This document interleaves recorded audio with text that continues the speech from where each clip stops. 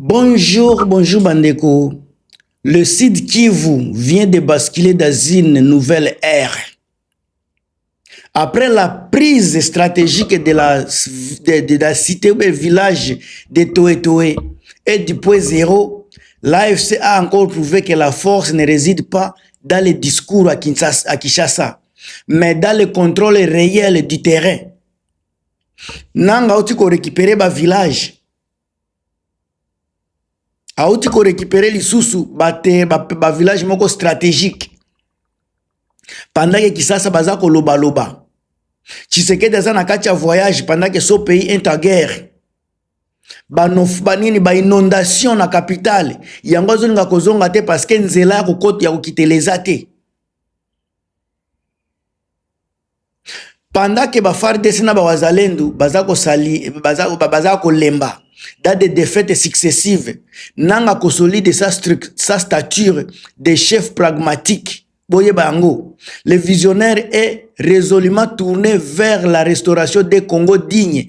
Aujourd'hui, il n'est plus perçu comme un simple acteur militaire. Il faut boye bango, mais comme un homme d'État à devenir.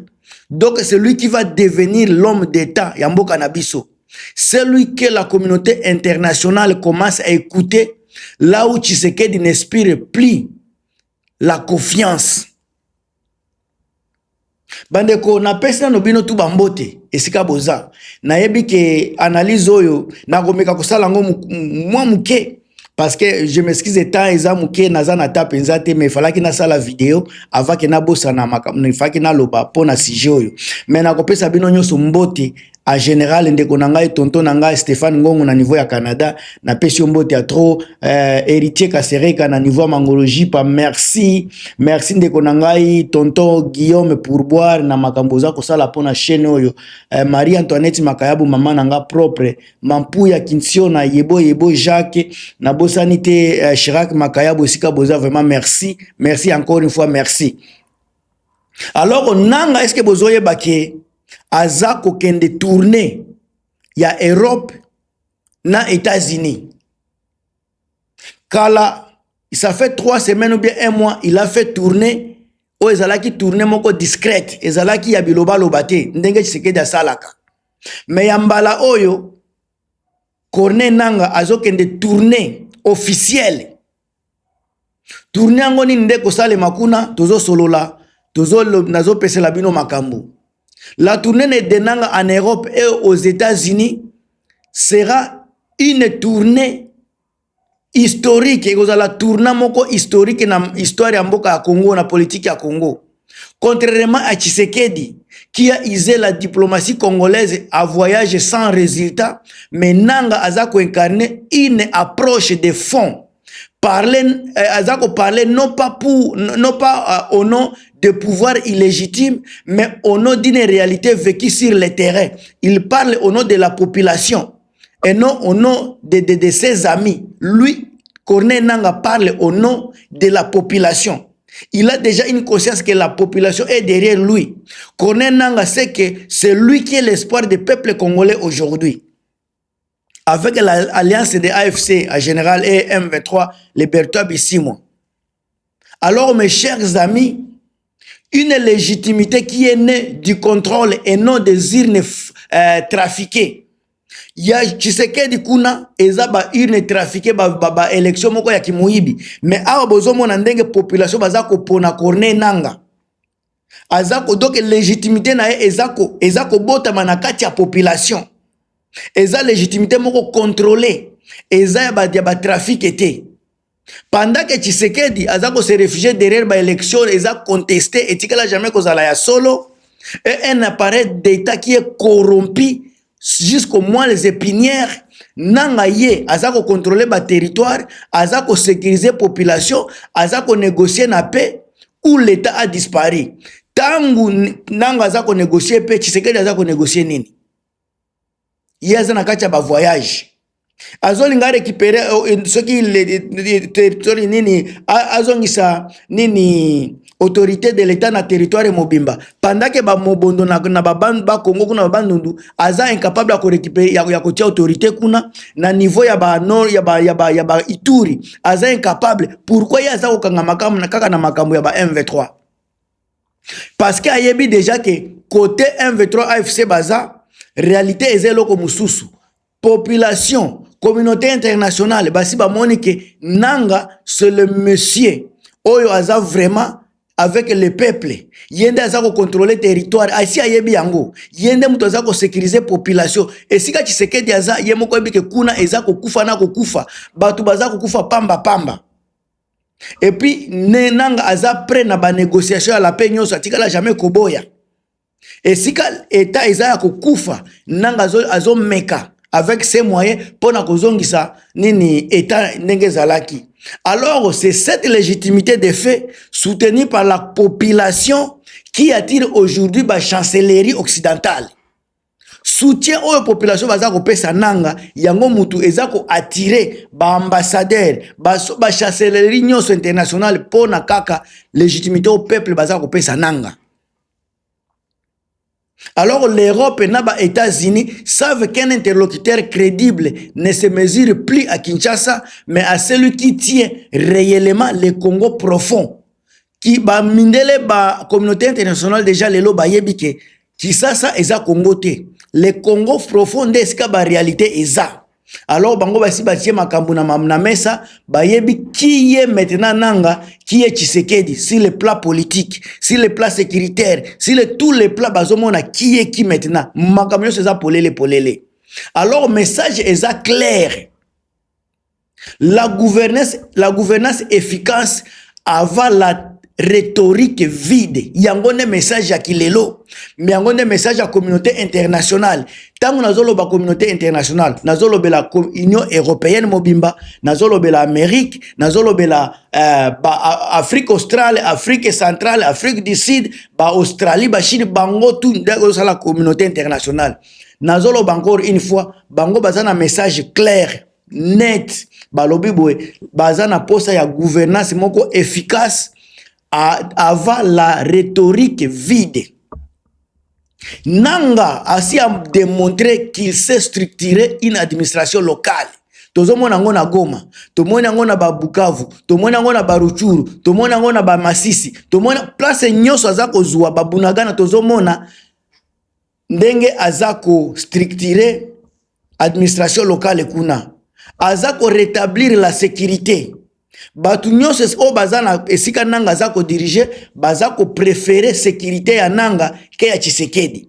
Population bazalaki sous torture, sous harcèlement na ba militaire ba FARDC sous régime ya Tshisekedi. Lelo bazako se retrouver bien.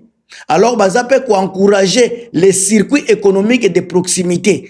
Nanga wana mutu azako salango. Là où Kinshasa azako imposer ba taxe, ba corruption, ba division ethnique. Sa tournée internationale ya nanga naza koloba et kozala occasion ya ko présenter un plan de redressement crédible basé sur 3 éléments. Encore une fois, la tournée internationale ya nanga et kozala occasion pour nanga de présenter un redressement qui est crédible sur 3 points selon moi. Sécurité intégrée des provinces de l'Est, le retour des investisseurs dans l'agriculture, dans les mines et l'énergie, et une nouvelle gouvernance participative, loin des politiques clientélistes de Tshisekedi. Wanande makambu nanga azokende ko présenter na monde entier. Azokende ko présenter crédibilité na ye, azokende ko présenter ba capacité na ye na monde entier. Otozomona déjà lelo makambo sécurité azako maîtriser ango il faut créer retour à investisseurs parce que ba Masisi kuna ba Nord Kivu na Sud Kivu ezana ba place ya kukata bilanga ba agriculteur soki ba yeba ko memela biso makambo ya bien. Et puis nouvelle gouvernance participative eza vraiment vis-à-vis avec la population. Alors, Tshisekedi a démystifié. Lelo, Tshisekedi a démystifié. Faillite totale et régime Tshisekedi. Tourner Oyo. Et qu'on la kissa noir sur blanc. Qui est Tshisekedi? Qui est Corneille Nanga? Ngai naza komona déjà que Corneille Nangaa le président a ko démystifier Tshisekedi. Communauté internationale a désormais les yeux ouverts. Et ça, sous le lunette, il y a l'obité. Les milliards envoyés à Kinshasa ont fini dans des gaspillages et dans des propagandes. Bambongo oyo kendeki yangonyo se soukeli kaka na kati ya ba propagande na kati ya ba gaspillage. Pendant que Tshisekedi se vante des Congo imaginaires, les hôpitaux manquent de médicaments. Mutu moko te akoya koyebisanga ke ba hôpitaux kuneza na ba médicaments. Ba route eza ko s'effondre. Botala Kisasa lelo ba biloko wana. Et puis ba militaire baza ko kima na front. Cela veut dire que tête déjà eza malade. Bazoye bateni ba ko sala na front. Face à cette décadence, Nanga apparaît comme une alternative naturelle. Un homme d'ordre et d'action qui ne parle pas pour séduire, mais pour reconstruire. Message à Nanga, à chaque fois, Azako Sala ba sortie médiatique, il ne parle pas pour distraire la population. Mais il parle pour reconstruire, pour réconforter, pour sécuriser le peuple. C'est ça le message naïe. Alors, un tournant diplomatique est décisif dans la minute. Tournant est décisif. Ce qui nanga aza bako recevoir na ba capitale occidentale. Imaginez-vous, tango bako recevoir na ba capitale occidentale. Cela marquerait déjà la reconnaissance tactique d'un nouvel ordre congolais. Son discours diplomatique viserait à rassurer les partenaires étrangers, montrer que le Congo peut être géré autrement, sans populisme ni corruption. Wanande ba image oyo nanga akokende ko proposer na monde entier. Eza makambo batu bakotala ke mboka na biso aza ekozala na sécurité, akorassurer ba partenaires étrangers. Donc, la reconnaissance tactique d'un nouvel ordre congolais obima, discours diplomatique et visé ba assurance ya ba partenaires étrangers ou prouver na bango que Congo peut être géré autrement. Bazana posa ya nini ya populisme te, bazana posa ya corruption te, baya bakozala bako se retrouver. Présence ya Corneille Nangaa dans les capitales européennes et américaine et que signifie également que le monde choisit désormais la stabilité du terrain plutôt que le théâtre politique de Kinshasa. Kaka koboya ya Donald Trump wana ya mbongo wana publiquement ezo bimisa déjà Tshisekedi que c'était irresponsable, aza mutu ya mauvaise gouvernance, aza mutu ya bagaspillage. Monde déjà baza komona bandeko na ngai. Monde baza kotala. Alors la tournée internationale de Nanga est symbolique. C'est la revanche du réel sur les mensonges. Le travail sur la mise en scène. Donc, si kaya kokende, azolo bela makambu ya solo, et si kaya Tshisekedi azo kende kokosa ya koloba vérité. Ye akoyana musala, olea ba mise en scène à Tshisekedi. Ye aza mutu ya vision, olea ba vanité de vanité à Tshisekedi. Pendant que Tshisekedi aza ko s'isoler, na ba contradiction na ye, Nanga aza kokota na kati ya histoire comme un nouveau partenaire crédible ya Congo à mutation. L'avenir ne se dessinera plus à Kinshasa, mais dans les zones libérées, là où les Congolais retrouvent espoir et dignité bandeko na ngai. Na komi na suka na kati ya émission. Na yebi bokoloba mingi, na yebi bozana ba point d'interrogation ebele.